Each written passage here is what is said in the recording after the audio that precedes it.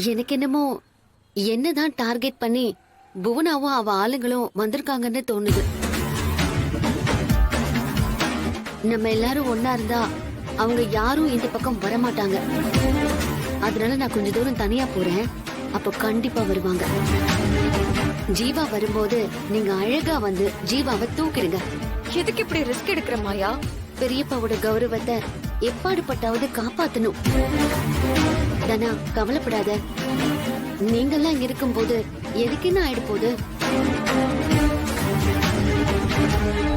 சரி, நான் வரேன்.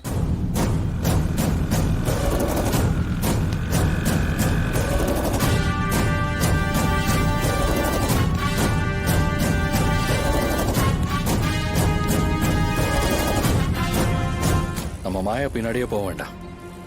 வேற பக்கமா போய் அவளை வாட்ச் பண்ணுவோம். அவனை பார்த்த உடனே தூக்கிடலாம். சரி, வாங்க போலாம். வாங்கப்பா, போலாம்டா.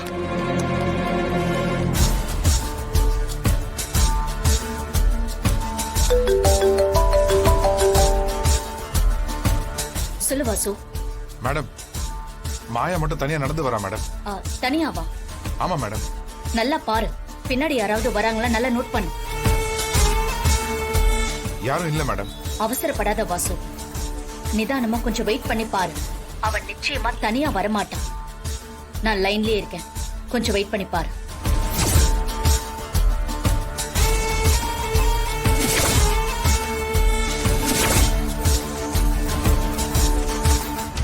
மேடம், நல்லா பாத்துட்டேன் மேடம். யாரும் இல்ல, தனியா தான் போயிட்டு இருக்கா. சரி, சந்தர்ப்பத்தை மிஸ் பண்ண வேண்டாம். மாயாவை தூக்கிடு வாசு. சரி மேடம். ரொம்ப கவனமா இரு. அவ ஏதோ பிளானோட வர மாதிரி எனக்கு தோணுது. ரொம்ப ஜாக்கிரதையா டீல் பண்ணு. உன் ஆளுங்களெல்லாம் கவனமா இருக்க சொல்லு. சரிங்க மேடம். என்கிட்ட மாட்டிக்கிட்ட மாயா. நான் எவ்வளவு கொடுத்தா இதே சேர்ல இவனை கட்டி போட்டு உட்கார வைப்பீங்க? என்ன பேசிட்டே போற? என்னடா பேசாம நின்னுட்டு இருக்கீங்க? செருப்பால் அடிச்ச மாதிரி பதில் சொல்றான். இங்க பாருங்க, நாங்க எங்க தொழிலுக்கு விசுவாசமா இருக்கிறோம். நாங்க ஏவல் ஆளுங்க தான், ஆனா எங்க எஜமானுக்கு விசுவாசமா இருப்போம். சூப்பர். நான் 2 லட்சம் ரூபாய் கொடுத்தா பண்ணுவீங்களா? என்னம்மா, அவரு கொடுத்ததை விட 2 மடங்கு காசு அதிகமா கொடுத்துட்டா நீங்க சொல்றதை நாங்க கேட்போமா? சரி சரி, 3 லட்சம். என்னம்மா 2 லட்சம் 3 லட்சம் ஏத்திட்டு போயிட்டே இருக்கீங்க? நீங்க எவ்வளவு கொடுத்தாலும் உங்க பக்கம் நாங்க வரமாட்டோம். சரி, 4 லட்சம். ஏய், என்னடி 1 லட்சம் 2 லட்சம் ஏல விட்டுட்டு இருக்க? சார், மேடம் ஏதோ பேசணும்னு ஆசைப்படுறாங்க, நீங்க எதுக்கு குறுக்க பேசிட்டு இருக்கீங்க? மேடமா? என்னடா ஏன்டா டென்ஷன் ஆகுற? அவங்க என்கிட்ட தானே பேசுறாங்க. நான் இன்னும் டீல முடிக்கல. சரி, கடைசியா சொல்றேன், 5 லட்சம். ஏய், அவ வாயில ஒரு பிளாஸ்டர் போட்டு ஒட்றா. சார் சார், ஏன் டென்ஷன் ஆகுறீங்க? பொண்ணுங்கிட்ட எல்லாம் கோவப்படக்கூடாது சார். என்னடா, நம்மளே முத புக் பண்ணவர் அவரே எதிர்த்து பேசிட்டு இருக்கீங்க? தப்புடா, நம்ம தொழிலுக்கு பண்ற துரோகம்டா இது. டேய், பண்றதே அயோக்கியத்தனம். இதுல என்ன கடமை, கண்ணியம், கட்டுப்பாடுன்னு? அவங்க தான் 5 லட்சம் ரூபாய் தரேன்னு சொல்றாங்கல்ல, வாங்கிட்டு போவோம். 10 லட்சம்.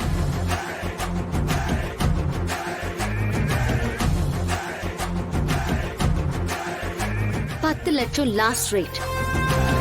இன்னும் 10 நிமிஷத்துக்குள்ள இவனை அடிச்சு நான் இருக்கிற சேர்ல கட்டி வச்சா 10 லட்சம் ரூபாய் தரேன். ஏய், என்ன என்னோட ஆளுங்களெல்லாம் விலைக்கு வாங்கலான்னு பாக்குறியா? கோடி ரூபாய் கொடுத்தாலும் இவங்களால விலைக்கு போக முடியாது. கொஞ்சம் அமைதியா இருங்க சார், குறுக்க பேசிட்டே இருக்கீங்க. ஏய், என்னடா பேச்சு ஒரு மாதிரியா போகுது? டேய், அமைதியாரானா இருக்க மாட்டேன். ஓவரா பேசிட்டு இருக்கீங்க. டேய், புறா அவன. ஏய், புறா. புறான்றல. ஏய், புறா.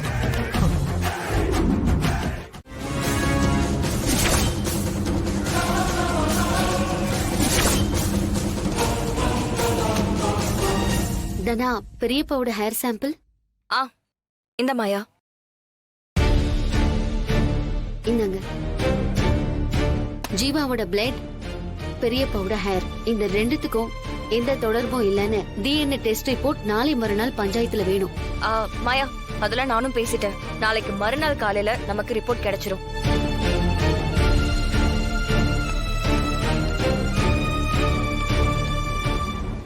சீனு மாமா. அந்த தண்ணி ஏறா.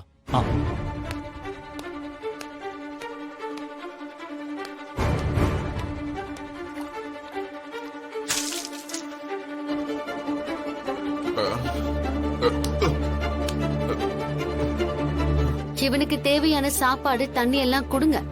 ஆனா இந்த இடத்தை விட்டு மட்டும் இவன் நகரவே கூடாது.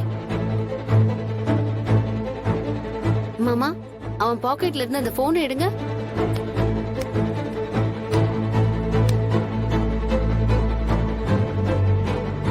போனை சுவிட்ச் ஆஃப் பண்ணிட்டா இவன் இருக்கிற இடத்த கண்டுபிடிக்க முடியாதுல்ல?